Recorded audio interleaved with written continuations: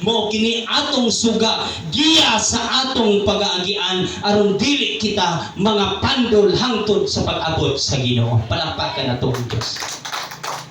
O ang ikaduhana na higilaigsoon, ang lana nagapasabot kini nga ang pulong sa Biblia imong ginaton-an o gikinabuhi sa matag adlaw. Ingon sa Josue 1:8, kinahanglan tun-an mo ang balaang kasulatan adlaw o gabi ug pag kinabuhi sumala sa nahasulat niini ug malampuson ka.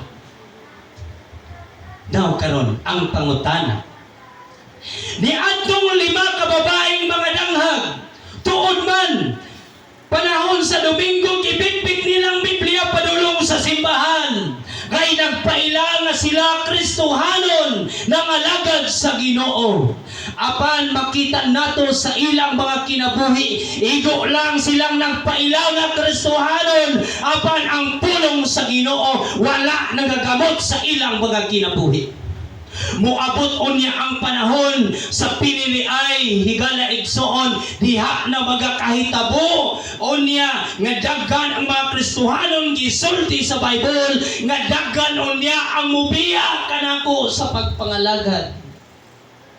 Tungod kay nganuman gamay ra ang natun-an sa pulong sa Ginoo. How many years nga imong gigunitan ang imong lampara?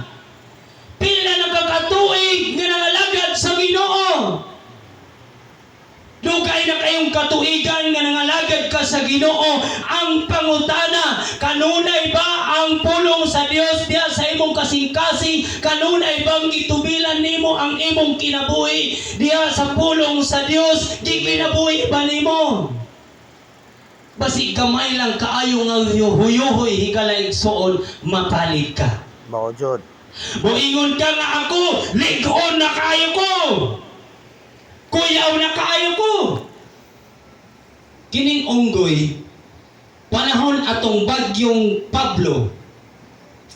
Kusog kayo ang bagyo dito dapit sa Maragusan. Karon, ang katong ng hunting, habang naapsan po siya dito, bagyo sa tunga-tunga Lasang. Iyahang nakita dito ang usa ka unggoy nga naning kamot o gunit sa mga kahoy. Wala siya sa dagko nga kahoy, dito siya sa gamay nga kahoy. Ingon niya kay una-una siguro sa unggoy kung dito siya sa dagko siguro maluad yun. Tinuod nga luad mga lawaan atong panahon na. Nga tumba ang dagko kayong kahoy. Dito siya sa gamay pero lig-on nga kahoy. No?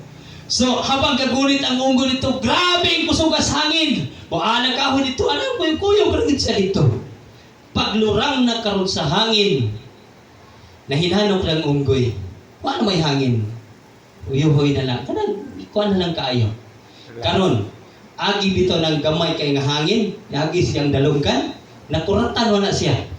Pagkakuratan niya, hagpong ang unggoy subos, nakuratan siya sa gamay hangin. So higala igsoon ayaw pagsalit. Ngalig-on na kayo ka. Moingon kag, ay daghani kong Biblia sa balay. Tod, daghan ang Biblia nimo. Uy, basa-basa. Uy. Unya, pagtingog sa wakwak, pangbutang na ng Biblia dito. Pagsoksok na dito. Basta kay pagsunod balik, mga pila ka bulay anang balik-balik sa wakwak si mong balay, walihan na kaswakwak.